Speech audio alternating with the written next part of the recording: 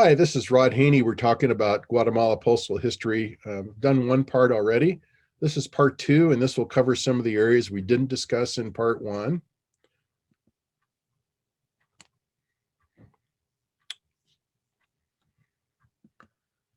And here is, this is called an ambulante.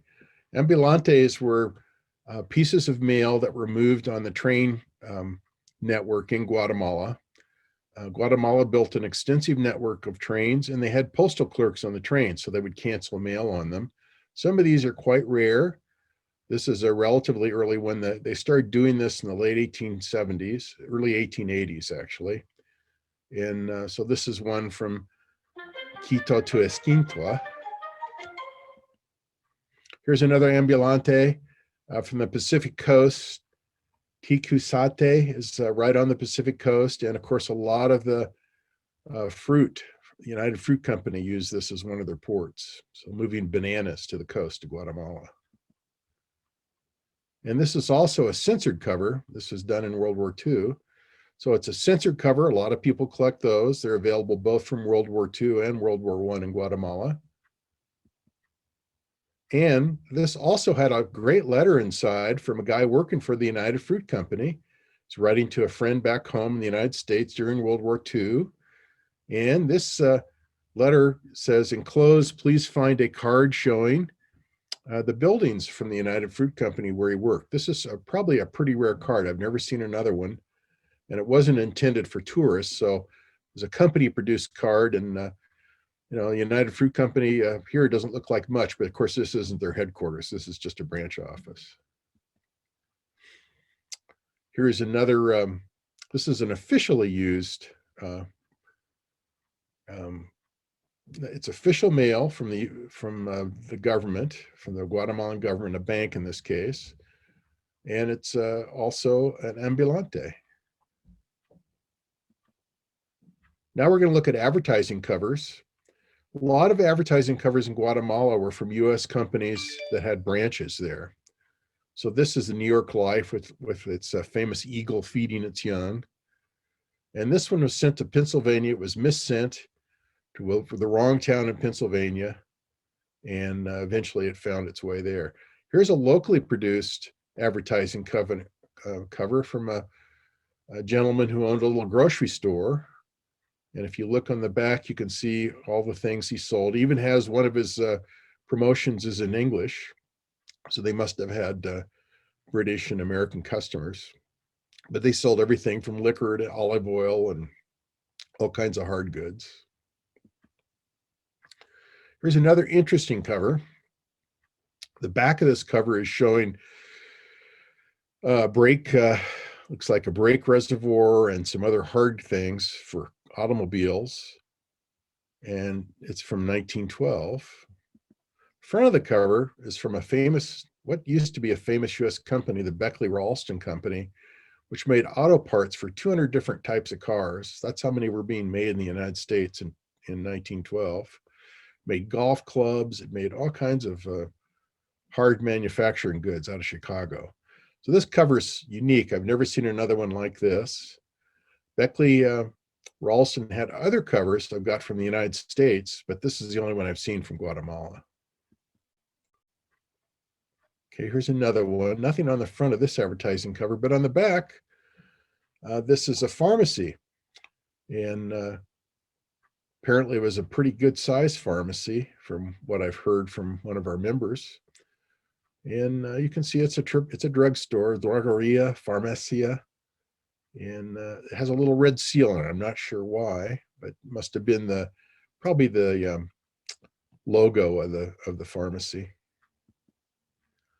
Here's one that's sort of interesting. This was for cosmetics, and it's also a censored cover, and this one's from World War I. So here's this woman posing on here. It's hard to see exactly what she's doing because it's covered up. But on the back, there's all these testimonials for this milkwood cream that they used as a lotion or a skin cream of some kind. Sort of interesting. I looked this up, and apparently it was quite common to use this during the early part of the 20th century.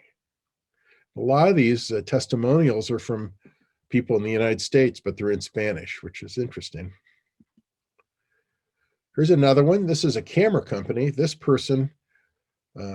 company had the license for Kodak hard goods and film in Guatemala. This is also a Nocturno cover. You see the big cancel right in the center. It says Nocturno. That means they paid extra to mail this later in the evening. That service was available at several Guatemalan post offices. This one's from Quetzaltenango. In the back, they show some more things and more description of what they carry. There's a film projector on the left. And this looks like an old box camera. My parents used to have one very similar to that. So interesting advertising cover. Here's a cover, Postal Stationery we covered in the first part, but this is a very undoubtedly unique cover, and I had to show it. I don't own it. It's one of the few that I'm showing that I don't own.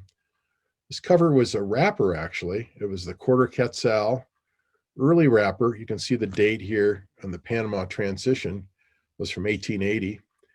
It was sent to Cuba. It wasn't uprated, so the postage was not correct.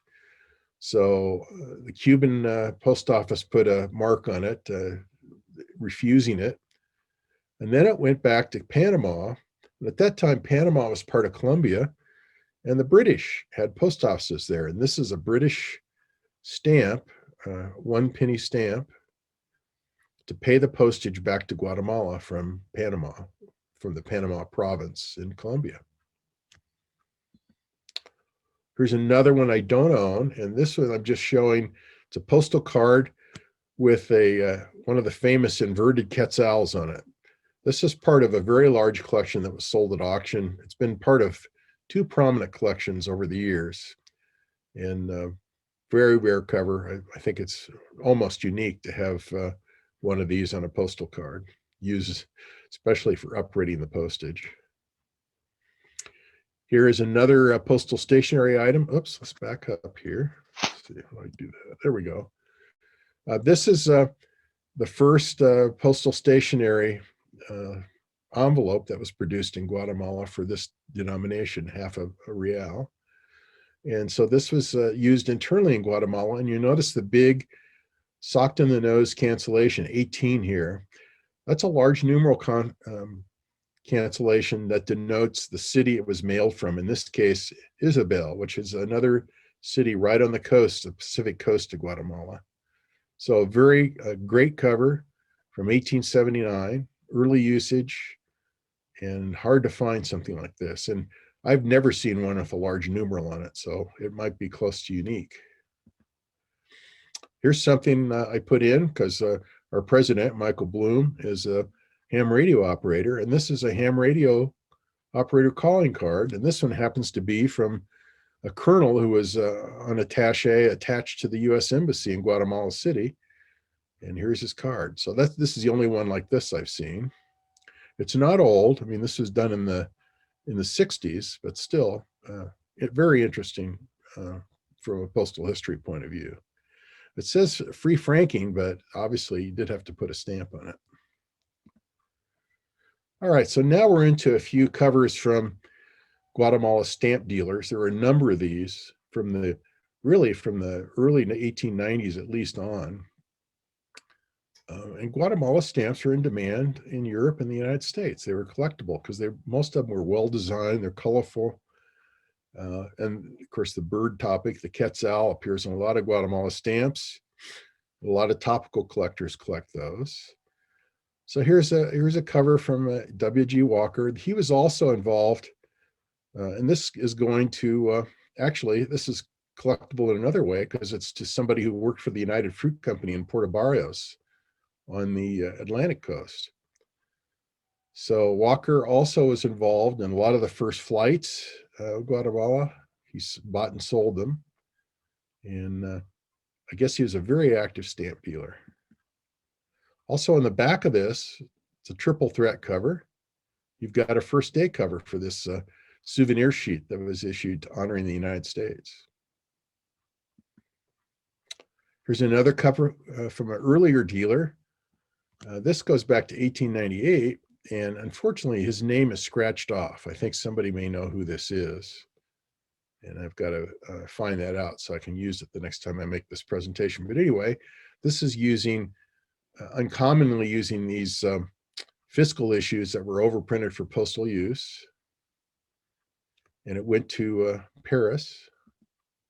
Then on the back, he included some other fiscal uses that were overprinted, as well as the common 10-cent red. Here's another one, Juan Brechtwold, very famous philatelic guy, stamp dealer in Guatemala. This one's from 1898 as well. Front doesn't look like much. This is going to New York, probably another stamp dealer. I wouldn't be surprised. On the back, he's got a huge block of the 1894 issue. And then, the 1898 issue. And then some of the overprinted 100 centavo issues as well. Now we're going to look at a few more postcards. This is a cathedral in Guatemala. And on the back, it has a routing stamp from New Orleans. These were issued, and I've seen them in red and blue. And they weren't that common. I mean, most people just wrote via New Orleans or via Puerto Barrios or whatever city they wanted routed through. But this makes it collectible with this, certainly with this routing sticker on it.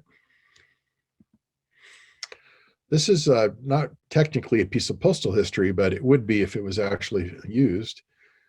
A German firm in, I believe 1906, did a series of these cards for countries all over the world. And they would do both the stamps in use at the time the cards are printed and coinage of the countries. So this is the stamp issue for Guatemala. You can see it's extremely attractive, very collectible. And I do not know the exact number of these and how many different countries they were issued for, but it's quite a number. You go to any big stamp show and go to a big post office card collector, and they'll have some of these. Another postcard that's included because it's so emblematic of Guatemala, this railroad bridge with the really early railroad locomotive on it, as you can see. Here's Central Park in Guatemala City with the Columbus statue. And on the back, you have, this was printed in Germany, this card, and it's a Universal Postal Union acceptable card done in 1900 and on its way to Germany, to Berlin. All right, here's another interesting issue with the overprints from 1917. And on the back, you've got somebody who's used a revenue stamp, a tobacco revenue stamp, to seal the envelope, and it's tied to the cover. So it's sort of interesting. It's only one of these I've ever seen. Here's one of the airmail issues, with the first issue on it. But the reason I included it is because in addition to that, on the back, it's got a map of the world, or the two hemispheres, showing why Guatemala coffee is so good. They're comparing it to coffee from Ethiopia and Saudi Arabia, or Yemen, I guess, and showing that they're at the same latitude, and the climate is even better than both of those places. So both in Spanish and English, they've got advertising on the back of this cover for the Guatemalan coffee. Here's a couple of official government covers with the triangle stamp. Was used quite a bit. This is from the military. This was a colonel from their Air Force. And the Waco Aircraft Company was a manufacturer of aircraft parts. And so people from all over the world use this company to order replacement parts for their air fleets. You notice it's got the slogan on both. It's easy to see on the first one, Guatemala's coffee is the best in the world, land of eternal spring. Another postcard showing Lake Atitlan, the nice cactus right in the foreground. And again, frequently at this time, this is in the 40s, if the post office that you went to mail your mail was out of regular stamps, they would use official stamps. It was quite common, but still strange and worthy of note when you see that. Here's a great, just typical airmail cover, very colorful, to El Salvador. And El Salvador's cancellation's nice too. It's got the bi-wing on it. And you'll notice that this is a point when Guatemala started putting exterior. They had both interior and exterior airmail. And so these have been overprinted to allow their use for exterior out of the country. Here's one of those Walker covers I was talking about earlier. This is a first flight. And it's also inaugurating the railroad line, the Ferrocarril Oriental, which will cross the country. But on the back, you notice down in the left-hand corner, it shows the airfield that was used for this flight. And my view is blocked here temporarily, but so I can't tell you exactly which flight it was. But the only way you know is this handwritten announcement up here on the first flight, and then, of course, the stamp from the airfield. Here's another cover that's quite interesting. It's a mining cover from the Chinamit mine in Las Quebradas. Quebrada is a canyon, so the canyons. And it's also got this number 18 large numeral cancellation on the stamp. The stamp itself is common. The large numeral cancellation tying it to the cover is not. And this is from 1880. Here's another first day cover. It's got most of this issue with Quetzal with the plane flying across, airmail stamps. It doesn't have the high values, so it's a beautiful cover, but it's not that valuable. Here's an interesting one. This is supposedly to commemorate a hydroplane, first hydroplane flight from Guatemala up to Key West, Havana and Key West.